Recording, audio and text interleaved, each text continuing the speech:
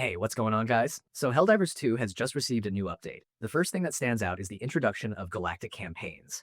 This is a pretty major change to how the war is presented. Instead of simply jumping from one major order to the next, campaigns now create a larger storyline that unfolds over multiple major orders.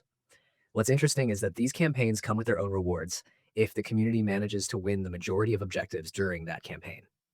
To support that system, Arrowhead has also activated the previously unused terminal across from the armory aboard your ship. This new control center gives players a much clearer view of what's happening in the war.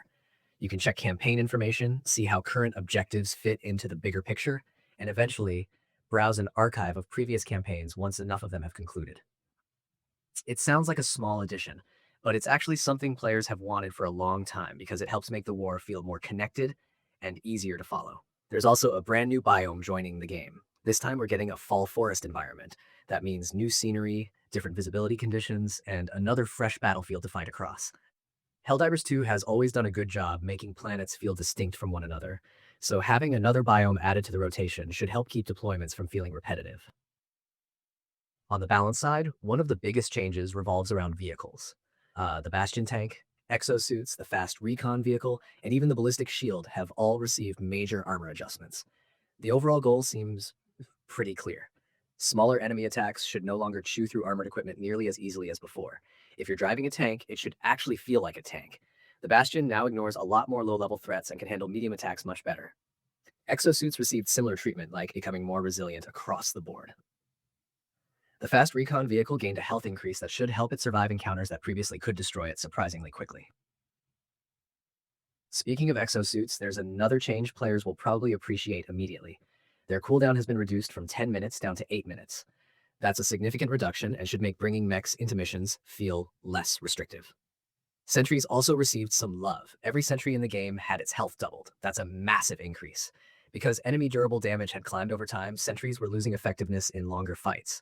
This adjustment should help them stay active much longer and remain useful when the battlefield gets chaotic. Another quality of life improvement that many players are going to notice right away involves reloading. Reloads are now much more responsive. You can reload while dodge diving, and if you're interrupted by ragdoll effects, the game does a better job remembering where you were in the reload process. They've also introduced delayed reloads, meaning if you press reload during an action that temporarily prevents it, the game will automatically perform the reload as soon as possible instead of ignoring your input. One of the more interesting combat changes comes from the orbital stratagem adjustments. The larger artillery strikes now hit much harder around the impact zone. The 380mm barrage, walking barrage, orbital precision strike, and several other heavy orbitals all received substantial damage increases. Close hits against chargers and other heavily armored enemies should now feel much more rewarding. The orbital Railcannon strike also got a damage increase from 7,500 up to 10,000. It still won't instantly delete every boss level target in the game, but it should perform much better against some of the largest enemies currently appearing on the battlefield. There are also improvements to several individual stratagems. Eagle 110mm rocket pods were adjusted to be more reliable against chargers, hulks, harvesters, and tanks. The rockets are fired in a tighter pattern and their explosion damage has been increased significantly. Several throwables received ammunition increases as well. A lot of grenades that previously felt limited now start with more charges, carry more total ammo, and replenish more when resupplied. This should encourage players to experiment with options that may have been overlooked before. A few weapon-specific changes are worth mentioning too. The M7S SMG received an aiming improvement that makes aiming down sights feel more comfortable. The Sterilizer got a larger ammo reserve, more starting magazines, and improved performance in windy conditions. The spear gun was adjusted so its projectile no longer behaves strangely against gas-resistant targets. When it comes to enemy balance, there are some welcome adjustments. Chargers have been changed so they're easier to dodge. If they miss their target, they now take longer to recover, creating a larger opening for players to counterattack. Their charge speed has increased slightly, but the added recovery window should make encounters feel more fair. Hunters, warriors, spewers, and stalkers all had reductions to various durable damage values. That means fewer situations where players get shredded by attacks that felt disproportionately punishing.